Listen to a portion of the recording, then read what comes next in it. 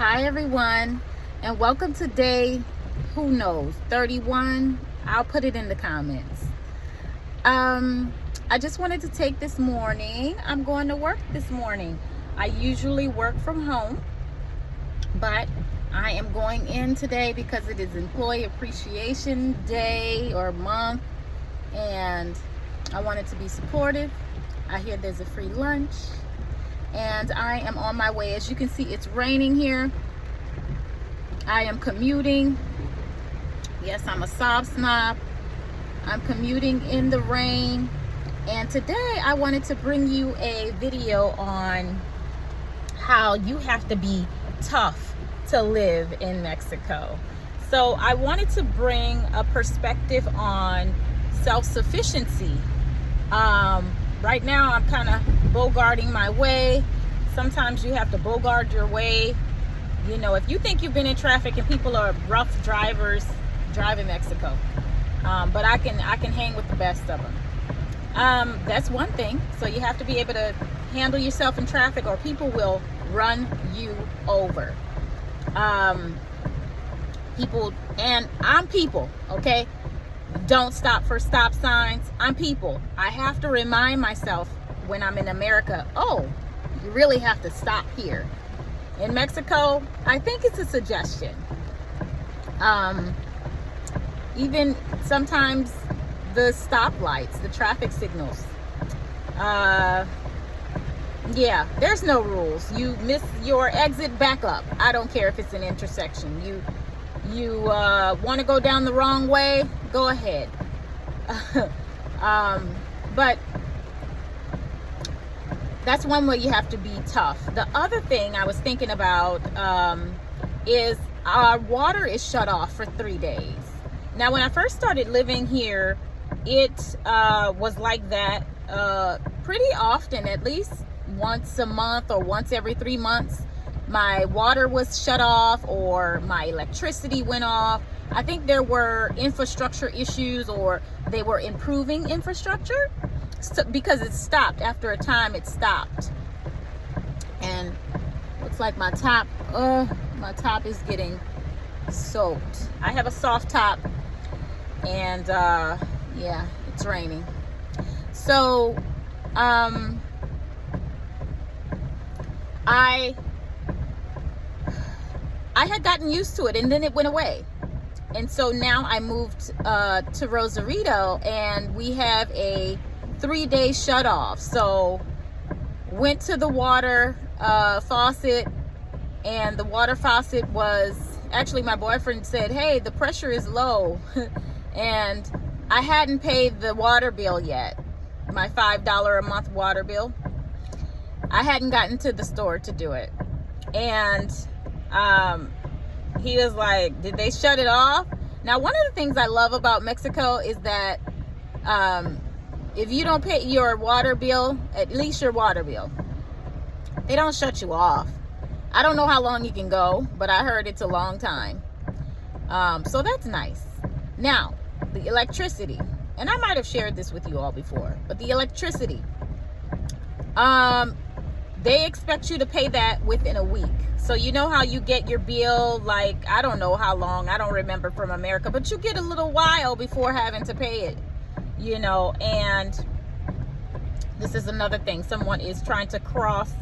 You can go ahead.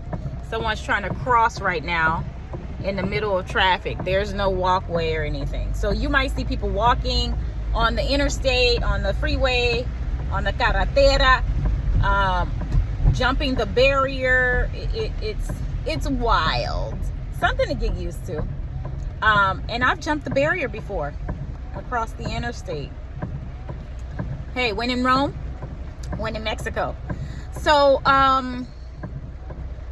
yes, the electricity, they don't give you a warning. They don't say, you know, past due, disconnection notice. No. Pay that bill when they tell you, or click, click. And the worst part of that happening one time for me is trying to pay it on a weekend or something. You have to wait till the weekday for it to come on. Too bad for you.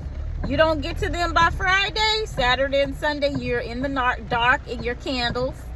and everything else. So keep that in mind. That's a difference. So the water pressure's low, and I'm like, oh, sometimes the water pressure's low just because the water pressure's low. But no, it was what was left in the pipes. And yeah, I found out that for 3 days we have no water. So you have to, figure out your water situation. Some people have a Pila, which is some stored water. You can buy your water and use it. There's something called a Singer where you can warm up your water, or you can boil it to do all of your, daily needs. And so how did I find this information out? So for people that don't speak Spanish or don't know their way around Mexico, you want to be sure that you have a few outlets for where you get your news. So I'm a part of many expat groups and just Mexico groups in my area. Many times your area or your neighborhood may have started a Facebook group just to keep everybody abreast about current news going on. It could be, is someone, stealing people's bicycles or something like that. And just be on the lookout. Someone's camera caught the person, or, different things like that. So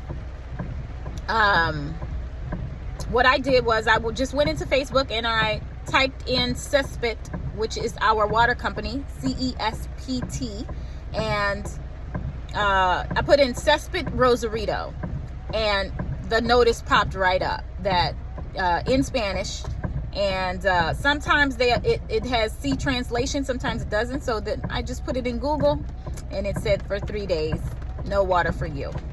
I don't know if sometimes they'll prepare you and tell you ahead of time. Sometimes it's an emergency and you just get 1 day notice. So always be ready, always be prepared. But if it happens to you more than once, you're ready. It doesn't faze you. Like, okay, get the water. I know how to do this now. So like I said, there's a few places to get your information. So I signed up for that particular time. I found out it was a Mexico Facebook page about notices. So I really need that one so I can know what's going on in the area in Rosarito. All right, the other thing you have to be tough about this morning, getting out of my place. Now, I used to live in gated communities. You all know that. This is my first time not living in a gated community. And so, a gated community offers convenience, right? It offers paved roads, security, different things. And my current community is not gated, nor do I have paved roads right in front of my house. And so it gets muddy. So you might not know this area, but there's coastal where you have the beach, which I have a beach view, ocean view. But on the other side of the beach or the ocean is desert-like climate. Really good for agriculture and things like that. So I live by a lot of people that are farming and things like that, which I love. And but dirt that turns to mud when it gets raining. And it doesn't rain often, but climate change is making it rain pretty often. And so when it gets wet, it gets muddy, it gets slushy, it gets icky. And I drive a Saab, as I said, and it's not built for mud, and all of that. Whenever my Saab is on its last leg, because I'm not getting rid of this until it's on its last leg, I am going to get like an all-terrain vehicle, and I'm going to get those big tires. I want like a big Jeep or something, like a big truck, something big that I can just jump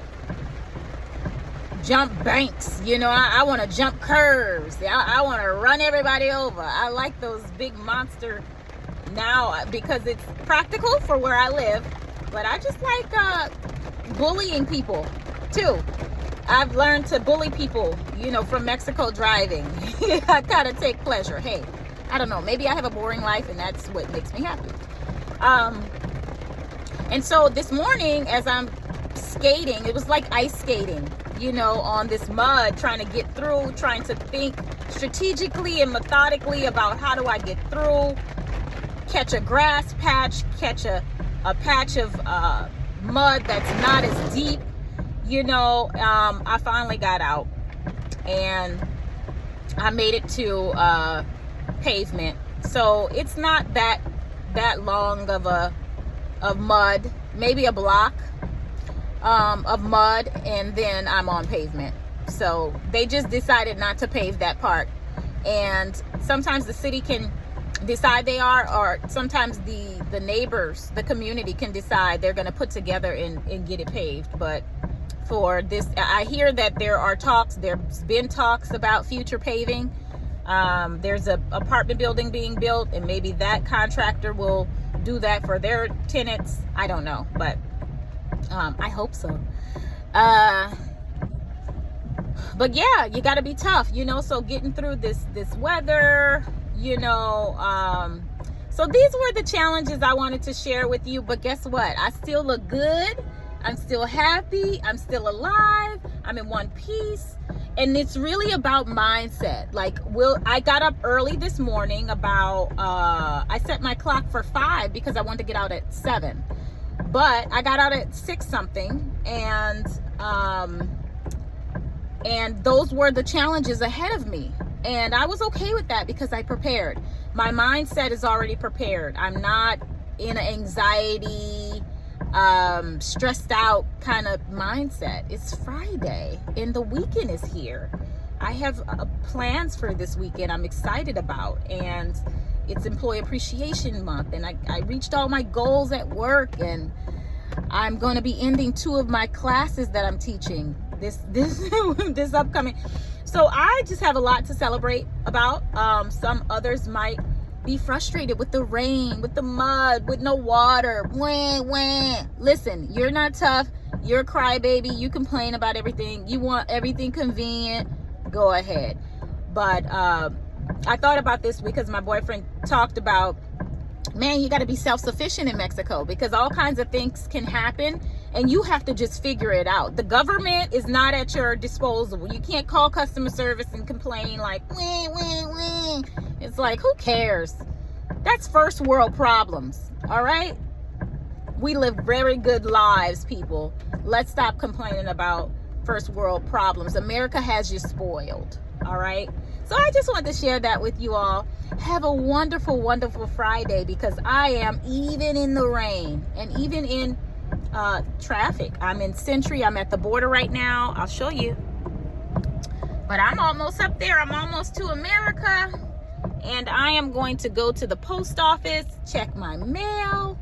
And I plan on running a few errands after work. Hopefully it'll not be raining, so I won't run into the traffic that's going to be coming in Rosarito, because everybody wants to come to Mexico for the weekend. So they congest everything up when I get off of work. So today's going to be a great day. I declare it for you, and I declare it for me. I'll see you soon. If you like this, give me a thumbs up, give me a comment, and I'll see you all later. Bye-bye.